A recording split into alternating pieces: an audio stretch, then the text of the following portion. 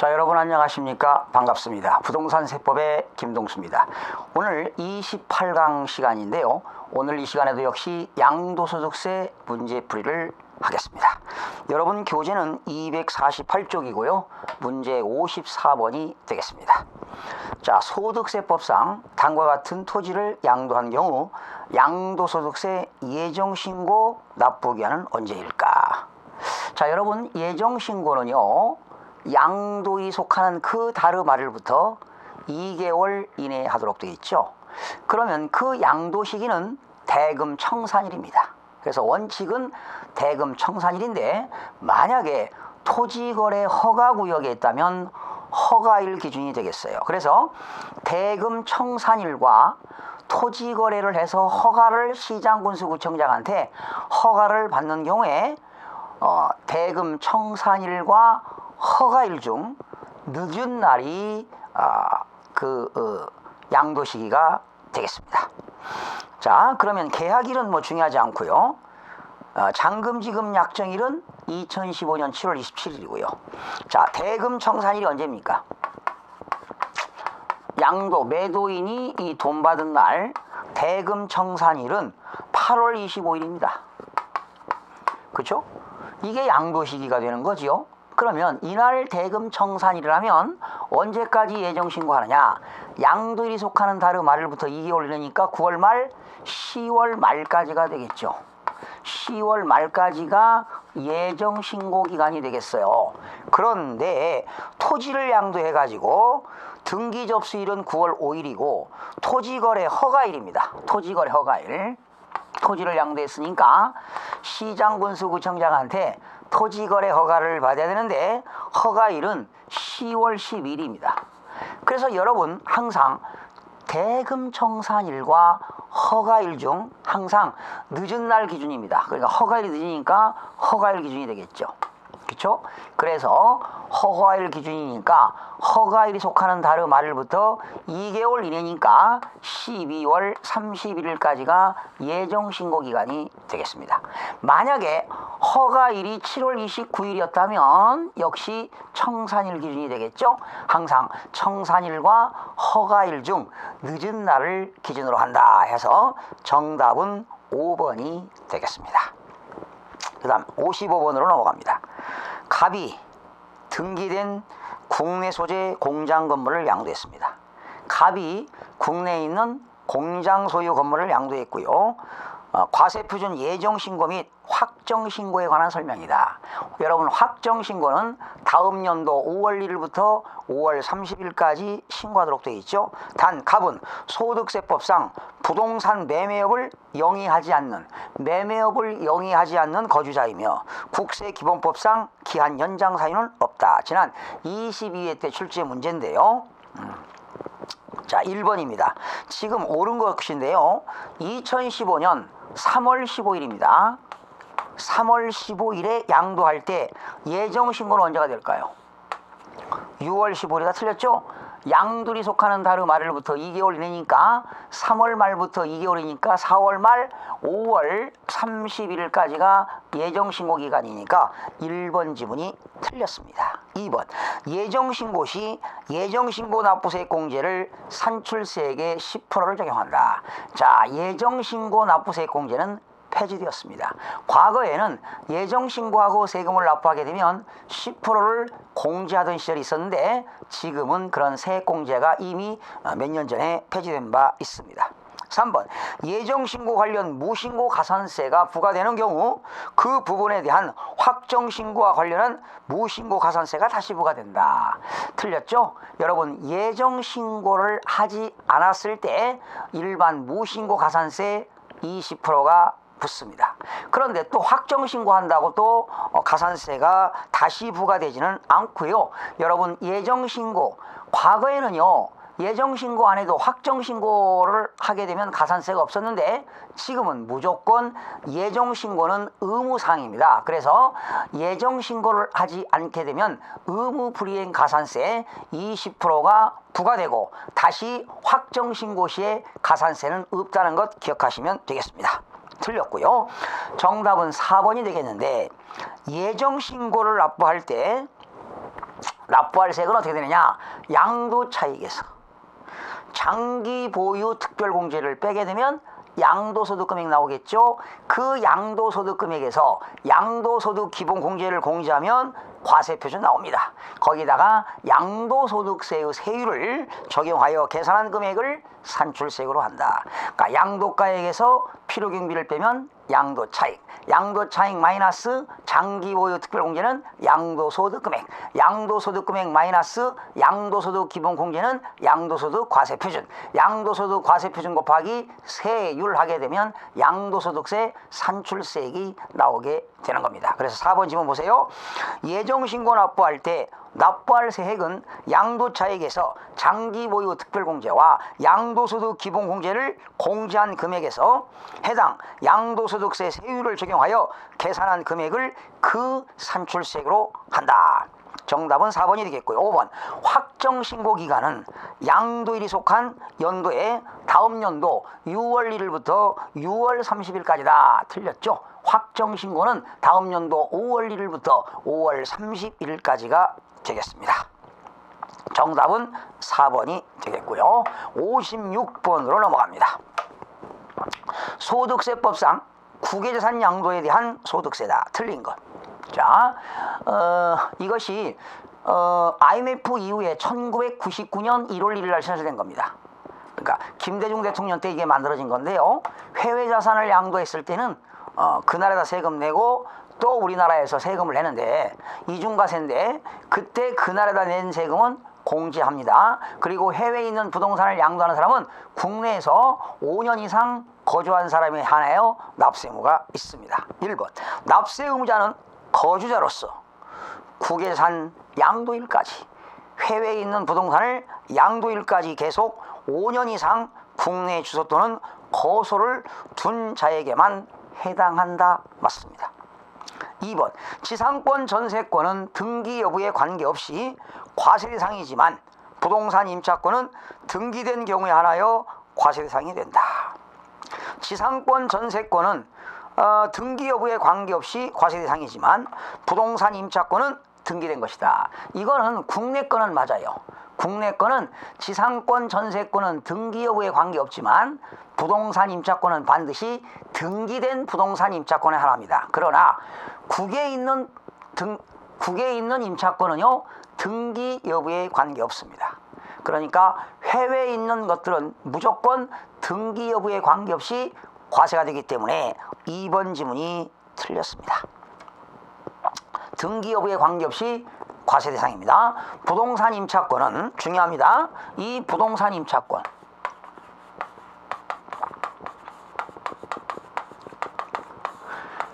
임차권은 국내에서는 등기된 것만 대상이 된다는 거지요. 등기된 것만 과세 대상이고 국외 거는 등기 여부에 관계없습니다. 등기 여부에 관계없이 그냥 과세 대상이 된다는 것. 그래서 2번 지문 틀렸고요. 3번 국외자산의 양도가액은 그 자산의 양도 당시, 그렇죠? 양도 당시 실거래가액, 취득가액도 실거래가격이 되겠습니다.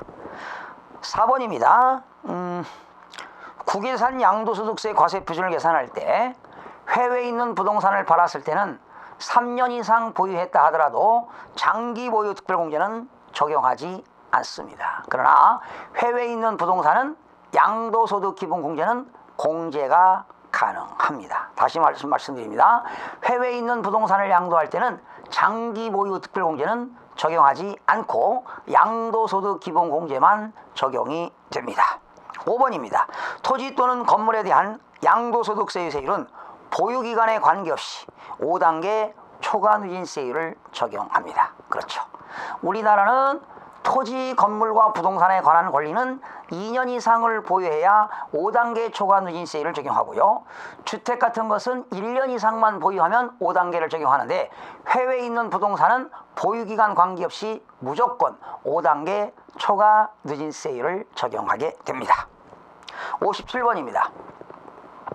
소득세법상 거주자 갑은 외국에 소지하는 시가 5억 원 상당의 주택을 한 채 보유하고 있다가 타인에게 양도하였다. 가장 틀린 것. 하하, 지금 국내에 있는 거주자 갑이 해외의 부동산을 가지고 있습니다. 시가 5억짜리 상당의 주택을 해외에 가지고 있는데 한번 볼까요? 갑이 해당 주택의 양도일까지 계속해서 5년 이상 국내에 주소 또는 거소를 둔 경우는 당연히 양도소득세 납세의무가 있습니다. 맞죠? 주택의 양도가액 및 취득가액은 원칙적으로 자산의 양도 또는 취득 당시의 실질거래가격에 의하여 계산한다는 것 맞습니다. 3번 주택의 보유기간에 관계없이 5단계의 초과 누진세율을 적용합니다. 그렇죠. 해외에 있는 부동산은요, 주택을 양도하게 되면 보유기간에 관계없이 5단계 초과 누진세율을 적용하게 되는 겁니다. 4번입니다. 미등기 주택인 경우에 국내 소지하는 미등기 양도자산에 대한 70%의 세율이 적용된다. 4번이 틀렸습니다. 여러분, 국내에서 미등기로 주택을 팔면 최고 높은 세율 70%를 적용하지만 해외에 있는 부동산을 양도할 때 등기가 되었던 미등기였던 관계없습니다. 해외에 있는 부동산은 미등기 자산이라 하더라도 무조건 5단계 초과 누진세율을 적용하게 되는 겁니다. 그래서 4번 지문이 틀렸습니다. 5번입니다. 양도차익을 계산함에 있어서 양도가액과 필요경비는 수령하거나, 그렇죠, 양도가액은 돈을 받는 거니까 수령하는 거고 필요경비는 지출하는 거니까 수령하는 날, 지출하는 날 현재 외국환 거래법에 한 기준 환율과 제정 환율에 의하여 계산된다는 것을 기억하시면 되겠습니다. 그래서 여러분, 중요한 것은 국내 자산은 미등기로 양도하면 70%의 높은 세율을 적용하지만 해외에 있는 부동산을 양도했을 때 미등기로 양도하더라도 높은 세율을 적용하지 않고 무조건 5단계 초과 누진세율을 적용한다는 것을 기억하시기 바랍니다. 58번이 되겠습니다. 소득세법상 부동산 매매업자의 토지 등 매매차익 예정신고에 대한 설명이다. 가장 틀린 것. 자, 여러분, 이거는 지금 부동산 매매업자입니다.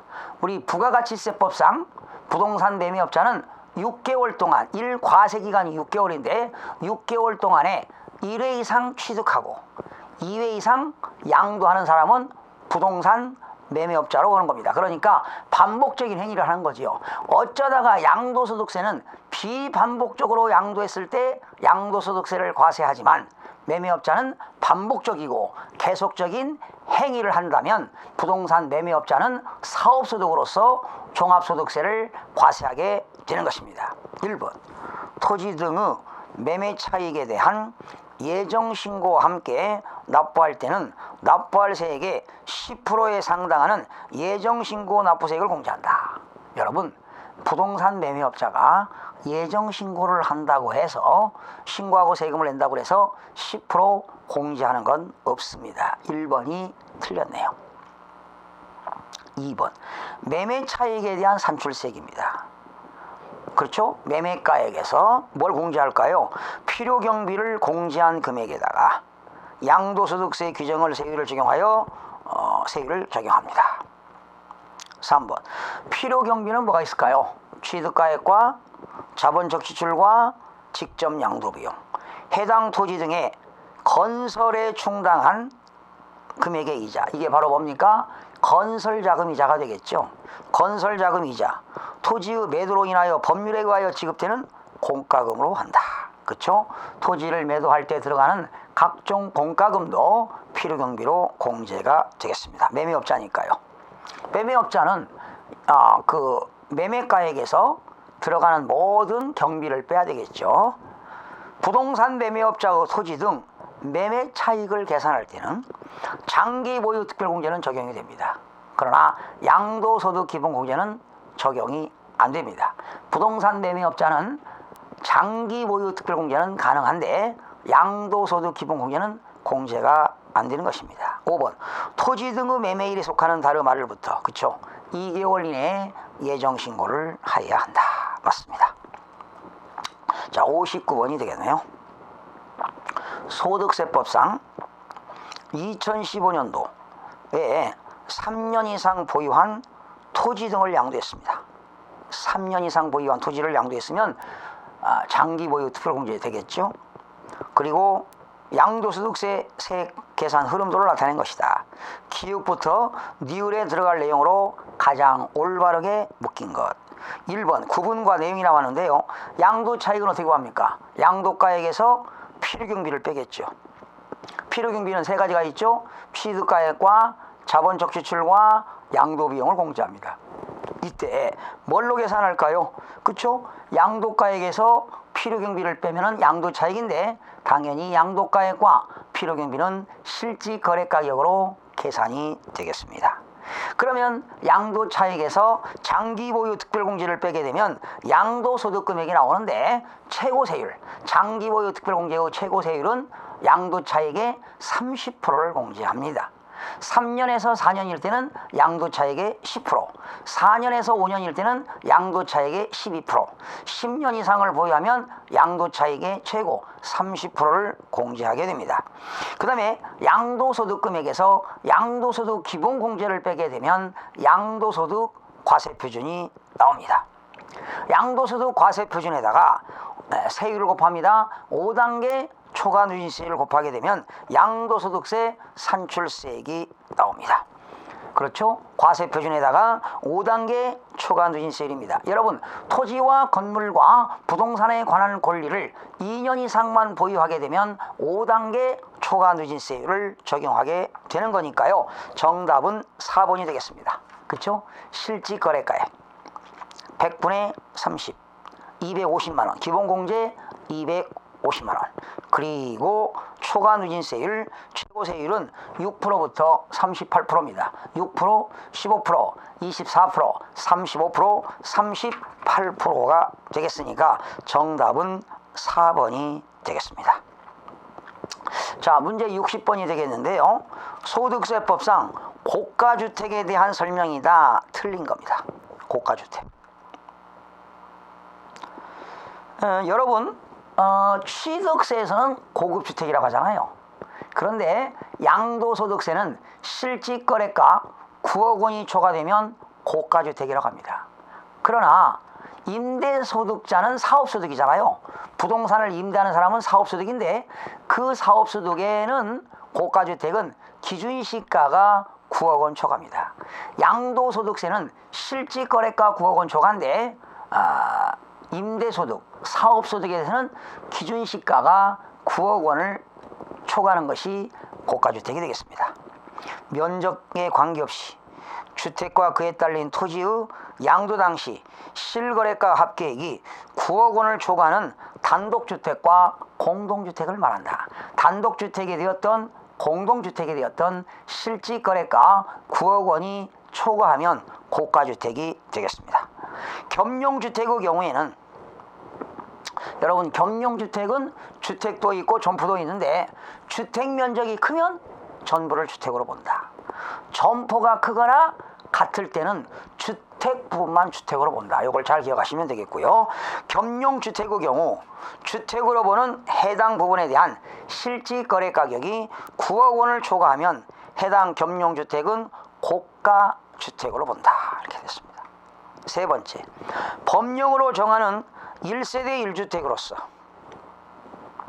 10년 보유한 고가주택에 대한 장기 보유 특별공제는 양도가액의 80%를 적용한다. 틀렸죠? 양도차익의 80%가 되겠습니다. 법령으로 정하는 1세대 1주택으로서 10년 보유한 고가주택 장기 보유 특별공제는 양도차익의 80%를 적용하게 되는 겁니다. 3번이 틀렸고요. 4번, 사업소득을 계산함에 있어서 그렇죠. 부동산을 임대하고 벌어들인 소득은 사업소득으로서 종합소득입니다. 기준시가 9억 원을 초과하는 고가주택의 경우는 1주택을 임대하여도 과세가 됩니다. 여러분, 1세대 1주택을 임대하면 비과세인데요. 1세대 1주택이라 하더라도 기준시가 9억 원을 초과하는 임대소득은 과세가 된다는 것을 기억하시기 바랍니다. 그 다음에 5번이 되겠는데요. 단독주택으로 보는 다가구 주택의 경우, 그렇죠? 다가구는 단독입니다. 그 전체를 하나의 주택으로 보아 고가주택에 해당하는지 여부를 판단한다. 그렇죠. 다가구는 단독주택으로서 여러 세대가 살고 있지요. 그러나 다가구는 단독주택이기 때문에 그 다가구 주택이 9억 원이 초과가 되면 고가주택으로 본다는 걸 기억하시기 바랍니다. 자, 61번 문제 하나 볼까요? 소득세법상 양도소득의 부당행위 계산. 부당행위 계산입니다. 가로 안에 들어갈 내용으로 옳은 것 그랬습니다. 여러분, 양도소득세 부당행위 계산에 대해서 한번 설명을 드려볼까요?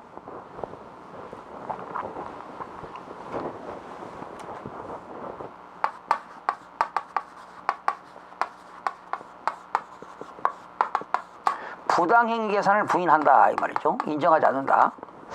이때 한번 그림으로 그려볼까요? 갑이라는 사람이 있고요, 을이라는 사람이 있는데, 갑과 을은 특수관계인입니다. 특수관계인. 근데 이때 을은 배우자와 직계존비속이 아닙니다. 배우자와 직계존비속은 제외됩니다. 그러니까 배우자와 직계존비속이 제외된 친족, 친족이 되겠습니다. 특수관계인. 특수관계인은 사촌인의 혈족이 되겠는데, 갑이라는 사람이 을에게 증여했습니다. 근데 갑은 2010년도에 취득했어요. 그래가지고 2013년도에 증여했습니다. 5월 달에. 그러면 을은 증여받은 재산을 제3자인 병에게 양도했는데 언제 팔았느냐? 2015년 6월에 양도했습니다. 이때 을이 갑으로부터 증여받은 재산을 5년이 지난 후에, 5년 경과 후에 양도면 상관이 없는데, 이때 을은 갑으로부터 증여받은 재산을 5년 이내에 양도하면 양도로 안 보고 갑이 양도하는 것으로 본다 이런 얘기죠. 그런데 이때 을은 증여세를 얼마 냈느냐? 증여받고 2억을 냈다고 가정합시다. 그리고 을은 갑에게 양도하고 양도소득세를 1억을 냈다고 합시다.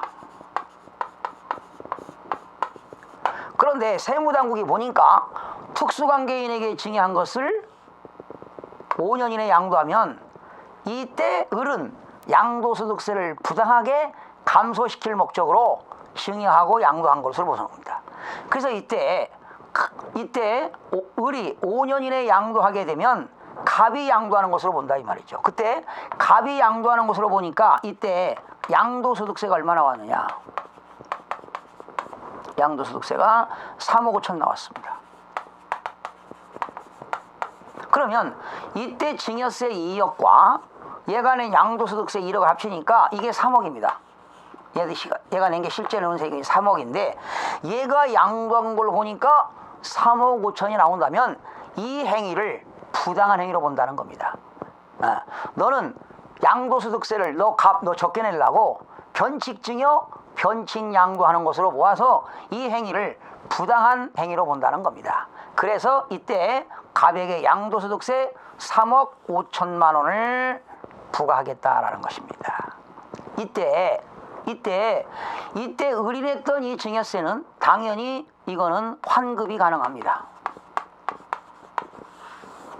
그리고 결과적으로 이때 을과 병이 낸 이 금액이 3억인데 만약에 갑이 양도한 걸로 봐가지고 2억 5천밖에 안 된다면 부당한 행위로 보지 않고, 그렇죠? 그런데 갑이 낼 세금이 더 많다면 이 행위를 부당한 행위로 본다는 겁니다. 그래서 갑에게 양도소득세를 부과징수하는데 이때 갑과 을은 뭐냐? 중요한 것은 연대납세 의무가 있다는 겁니다. 연대납세 의무를 진다는 거 기억하시기 바랍니다. 갑과 을은 세무당국이 갑과 을에 대해서 연대납세 의무를 지게 된다라는 것입니다. 자, 문장 보실까요? 거주자가 특수관계자, 배우자와 직계존비속을 제외한 자산을 증여한 후, 그러니까 갑이 특수관계자 배우자와 직계존비속이 아닌 을에게 증여한 후 그 자산을 증여받은 자가 증여일로부터 증여받은 날이 2013년 5월인데 증여일로부터 5년 이내 다시 타인에게 양도한 경우로서 증여받은 자의 증여세액과 양도소득세를 합한 세액이 증여자가 직접 양도하는 경우로 모아 계산한 양도소득세보다 적을 때, 얘들이 낸 게 적을 때는 증여자가 그 자산을 직접 양도하는 것으로 본다. 증여자, 이 갑이 증여자죠. 증여자가 직접 양도하는 것으로 본다. 다만 양도소득이 해당 수종자에게 실질적으로 귀속된 경우는 그러하지 않다. 결과적으로 이때 증여자와 수종자는 쓰세요. 거기다 연대납세 의무를 진다는 것 꼭 기억하시기 바랍니다. 이렇게 부당행위 계산에 대해서는 증여자와 수종자가 연대납세 의무를 진다 이렇게 됐습니다. 아직 시간이 좀 여러분 남았는데요. 한 3, 4분 남았는데 마지막 62번부터 마지막 69번까지 다음 시간에 29강 시간에서 양도소득세를 마무리하는 시간을 갖도록 하겠습니다. 여러분, 양도소득세를 자주 해서 문제를 많이 접하는 것이 여러분 양도소득세를 잘하는 비결이 되겠습니다. 우리 부동산세법 공인중개사 시험에서 부동산세법 중에서 가장 시험에 출제가 많이 하는 것이 양도소득세가 되겠습니다. 무려 7문제 이상 출제가 되기 때문에 여기 있는 문제를 여러 번 반복해서 학습하는 것이 학습의 효율성을 증진시킨다는 것 꼭 잊지 마시고 반복 학습하시기 바랍니다. 여러분, 다음 시간에 양도소득세 마지막 강의를 하고요. 양도소득세 끝나면 다시 앞으로 넘겨서 총론에서 두 문제가 출제되는데 한 문제 정도는 여러분 맞출 수가 있습니다. 그러나 한 문제를 더 맞추기 위해서 다시 총론으로 들어가 가지고 다양한 문제를 학습하는 시간을 갖도록 하겠습니다. 여러분, 다음 시간에 찾아뵙겠습니다. 수고하셨습니다.